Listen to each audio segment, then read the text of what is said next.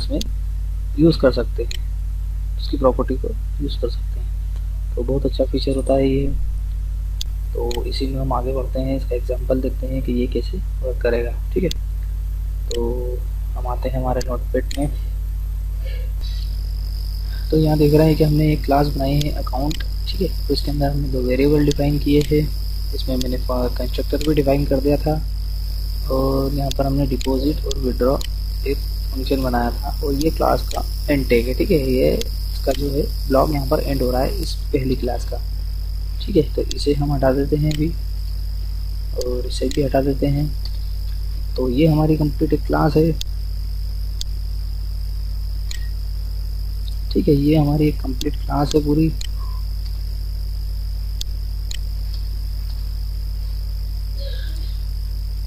यहाँ से हमारी ये कंप्लीट क्लास है। ठीक है, अब इसी के नीचे जस्ट हम, क्योंकि हम PHP के ब्लॉक के बाहर नहीं जाएंगे, यहीं पर जस्ट हम दूसरी क्लास बनाएंगे। यहाँ पर मैं लिखता हूँ फिर से क्लास, और यहाँ पर फिर से मैं अकाउंट 2 के नाम से मैं एक क्लास बनाता हूँ। ठीक है, अब इसके अंदर मैं आता हूँ।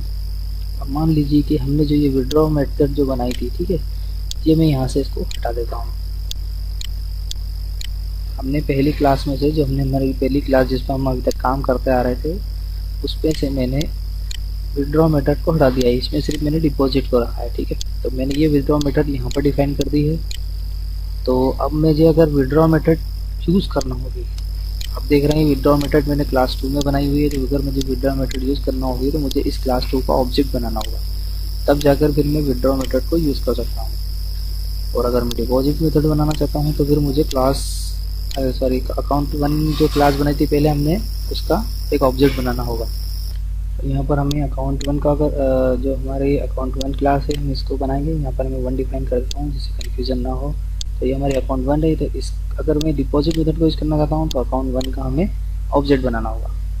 तो इस तरह से हम इसमें ऑब्जेक्ट बना सकते हैं। तो आगे बढ़ते हैं। अब फॉर एग्जांपल मान लीजिए कि मैंने यहाँ पर एक विड्रॉ मेथड बनाई है, इसका मैंने इस ग्लोबल वेरिएबल को डिफाइन नहीं किया है, मैंने बैलेंस को इसे डिफाइन कर देते हैं यहाँ पर।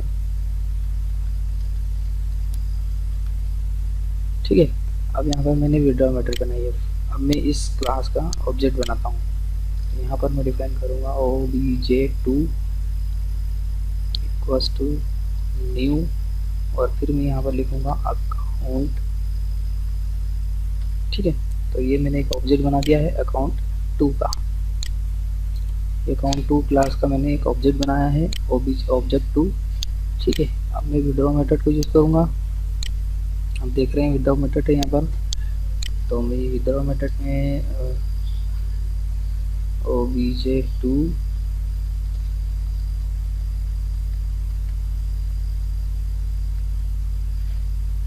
विथड्रॉ, और यहाँ पर मैं कुछ वैल्यू पास कर देता हूँ 25।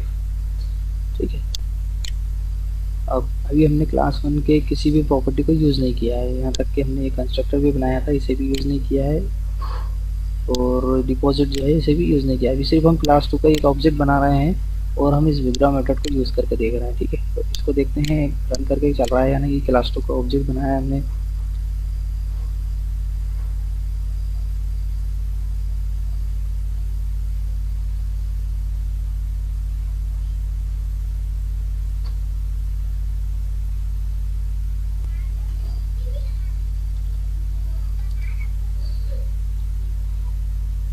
तो यहाँ पर ये माइनस में 25 दे रहा है। माइनस में 25 क्यों दे रहा है? ओके, यहाँ पर हम बैलेंस में से माइनस कर रहे हैं, तो यहाँ बैलेंस में मैं फिलहाल डिफाइन कर देता हूँ 50। ओके, तो अब देखते हैं ये 25 दे रहा है, 50 माइनस 25। ठीक है, तो ये चल रहा है। अब मान लीजिए कि मुझे इस क्लास 2 में मैं अब डिपॉजिट मेथड भी यूज़ करना चाहता हूँ, और मान लीजिए कि ये डिपॉजिट मेथड जो है बहुत बड़ी प्रोग्रामिंग है, इसे हम बार बार यूज़ करने में या इसे बनाने में हमें बार बार टाइम वेस्ट होगा या मेमोरी घेरेगा। ठीक है, तो इस डिपॉजिट मेथड को मैं अगर यूज़ करना चाहता हूँ तो मुझे इस क्लास 1 को क्लास 2 में एक्सटेंड करना होगा, इनहेरिट करना होगा। इसे इनहेरिट कहा जाता है। ठीक है, तो क्लास 2 में हम क्लास 1 को इनहेरिट कर लेंगे। तो ये जो क्लास 1 का नाम है इसे कॉपी करेंगे, क्लास 2 के आएंगे हम ब्लॉक पर, यहाँ पर मैं लिखूँगा एक्सटेंड और देन क्लास 1 का नाम। ठीक है,